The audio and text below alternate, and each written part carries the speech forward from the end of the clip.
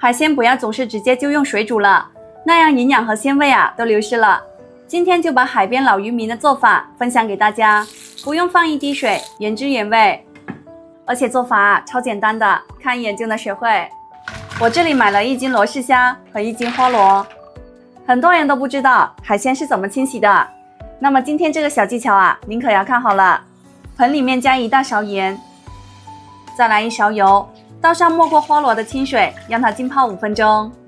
淡盐水能很快的渗进花螺里，把里面的沙子和杂质都给泡出来，然后捞出来清洗干净，再沥干水分。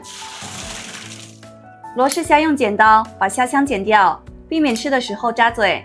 家人们，这个做法如果您记不住的话，可以先点个赞收藏起来哦。下次想吃不会做的时候还能找得到，非常感谢大家了。然后切点姜丝和葱段备用。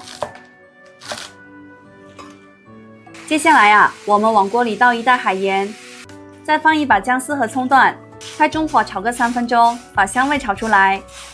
炒好之后盛出1/3备用。接着把处理好的虾和花螺整齐的摆进去，